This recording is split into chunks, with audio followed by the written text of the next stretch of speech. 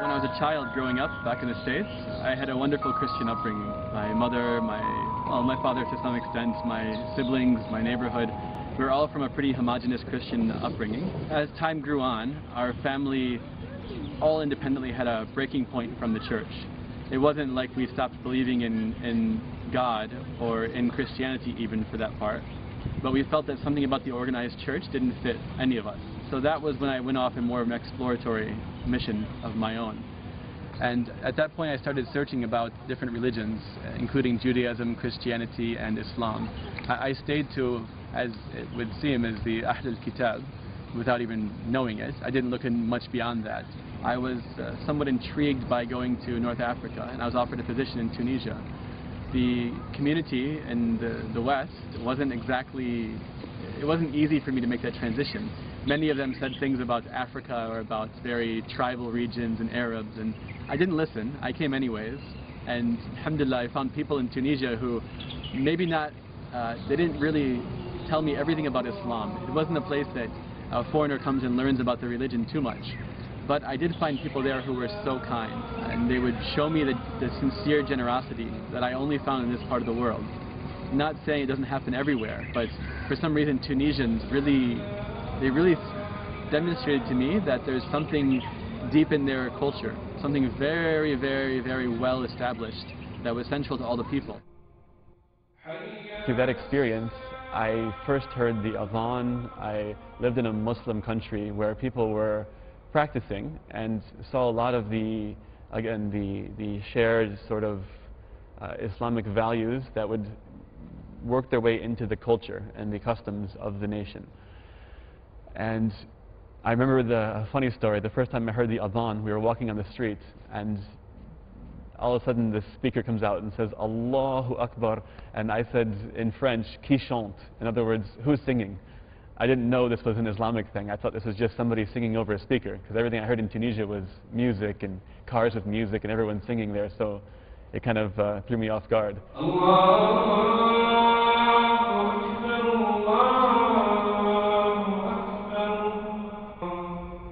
When I was in the university, I studied a bit of Islam, and I felt that Islam was something a bit pure but different.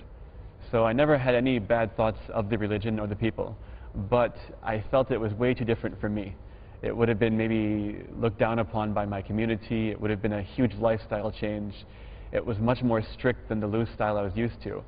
So I learned a lot about the religion in the university, and I had interaction with Muslims in the university, and then also in Tunisia, in Dubai, in Bahrain, Oman, all over the Gulf as well.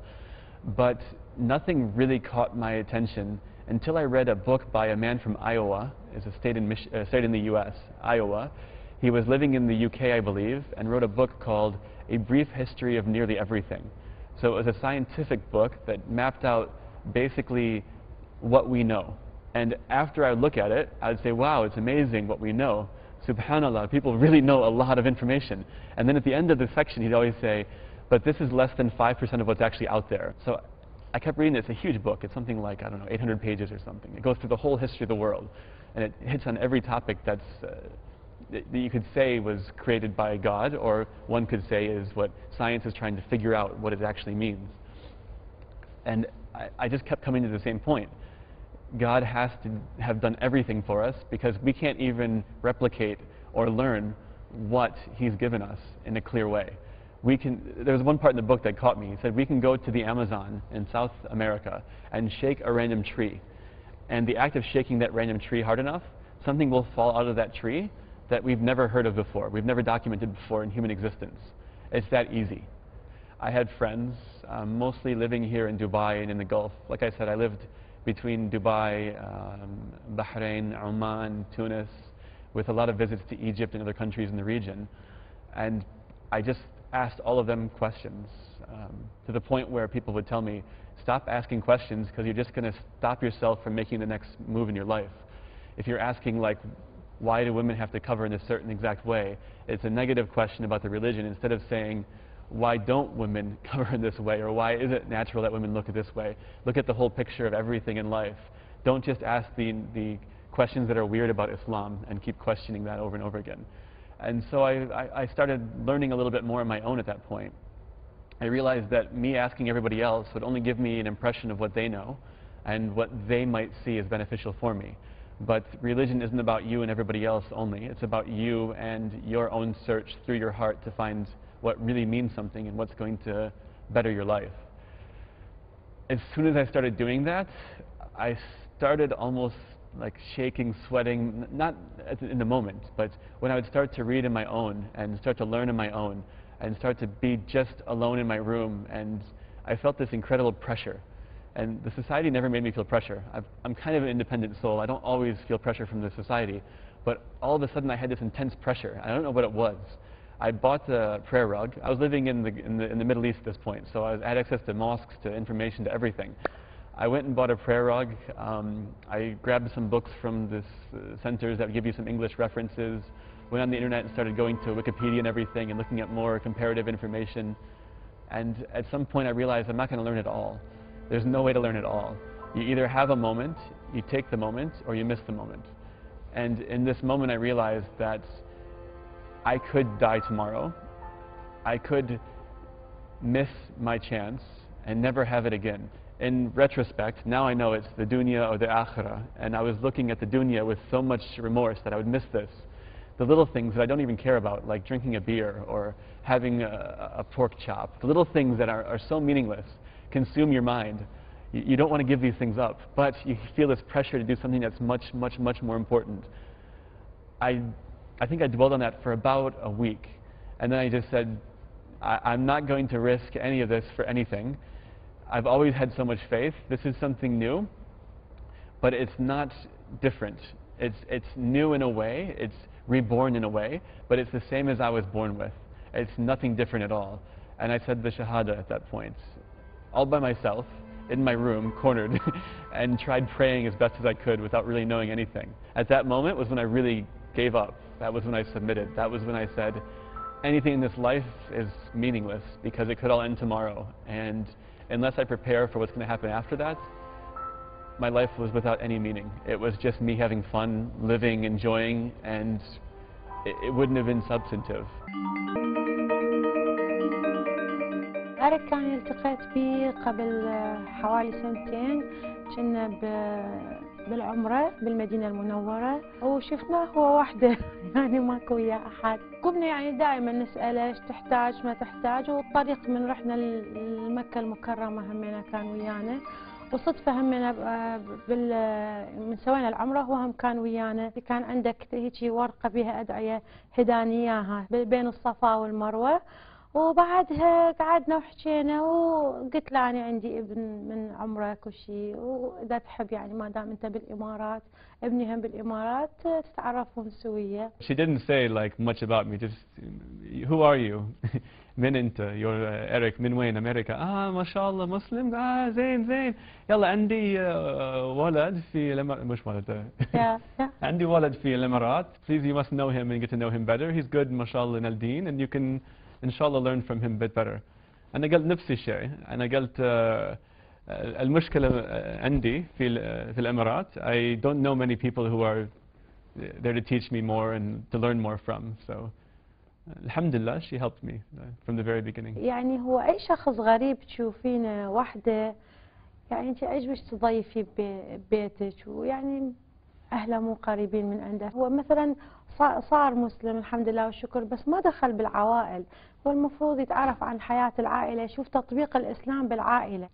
في شهر رمضان احنا دائما في الغرفة الثانية صغير وكل العائلة هناك مثل في البيت مش مثل في المجلس أو شيء. كيف أقول وايد خاصة يعني. If I'm with the family in the small room مثلا أنا واحد من العائلة، مش أنا أجنبي، أنا ساكن هناك وبس بزير هني أحيانا، لا مثل بيتي. المشكلة من البداية أنا سافرت كثير وايد، يعني أنا كنت في بحرين، دبي، عمان، بلدي يعني تونس، مصر. أنا ما I was never in one place مكان وحيد long enough, not long enough to actually get settled. So I didn't find the brotherhood. I was always missing some sort of feeling of family, يعني عندي العائلة في أمريكا العائلة وايد طيبة يعني they're such a great family for me. My family is. I'll never say anything against my family. They've been so supportive of me all the way along. But coming to have an Islamic family to help support you, it's very important in a new Muslim's life. وفر لي مكان مريح جدا عشان تعلم اللغة العربية والشيء من الدين الإسلامي. So right now we are headed to these homes that need some support. The program that we're running right now is where volunteers go out into all the Emirates and they help families in most need. We start that by getting information from them, making sure that they are actually in need, finding the families from the network, the neighborhoods, the charities, and then we will basically go visit them and assess their needs in more detail. I got into this work when I was a bit younger. I used to do some versions of this in America, helping out people in Detroit and different areas. But the majority of my work came after that, when I came to the Middle East, in Tunisia and the Emirates, Bahrain and Oman. We were doing a lot of youth development work. I found this to be a better path for me personally. It was more fulfilling than the field of business or getting into things that were just for profit. So I've actually been working for a non-profit sector for the last 6 or so years. Is your family here? My son their house. Your son house here, yeah. Yes? And you live here also or no? Yes, I live in this big house. In this house over here. This your daughter here? They live in this room? Big room there. كم شهر؟ 7 شهور. شو المشكلة في البيت؟ يعني في بعيد راتب 1500 فقط. في أبوك أمك أنت وعلي صغير صح؟ 4 أشخاص. Visa making company. كل البيت 1500 بس. No, he's catering giving 1500 is catering for the visa. For the visa? Yeah. Every month 500 for the visa. So right now we have the volunteers everywhere running around visiting the families. We're going to basically continue to spread out throughout the area and take the information from the families. If they prove that they need extra things like a kitchen, like a sofa, a bed, as part of the program that the volunteers will come and put the mafrushat and all of the different items in the house, assemble them and help them basically. وما تفعلوا من خير يعلمه الله وتزودوا فإن خير الزاد التقوى واتقون يا أولي الألباب. Whenever it comes to learning or reading or the Quran or learning Arabic or even learning some very basic fundamentals on Islam, the first thing that I do is say everything around me is in Arabic. So I have to learn Arabic first to get there. And then I say, this is my old me by the way, then I would say, okay, well, I have to learn Arabic, but everybody around me speaks English. Then I would keep saying, okay, my job requires me to speak some Arabic because it's a volunteer program with all locals. So I have to learn some Arabic for my job, but they're not funding my Arabic courses or giving me time off to support this. So everybody externally is not allowing me or forcing me or helping me too much along the way. That's the biggest struggle you find when you become a new Muslim. The individuals come and go. Some of them support you a little bit. Everybody says they want to help you, but maybe they aren't the right people to help you in the first place. But I forced myself a bit here and there to learn a lot more and to try to practice actually some classical Arabic, not just the slang that you pick up on the streets with the people and how to communicate, but learning a bit more about the original Arabic. Everything has been given to me. I'm very fortunate. I should not have to suffer just because I have to find a little different way of living my life or something I have to learn to live my life better. So little by little I've become a little bit stronger and more self-sufficient in terms of this and not depending on so many people to help me along the way, which is good and bad because it speaks worlds about what is my perception and my experience of the Muslim community, but also about how you have to really answer for yourself on the day of judgment and every day of your life. It's not about anybody else, it's about how you answer for yourself.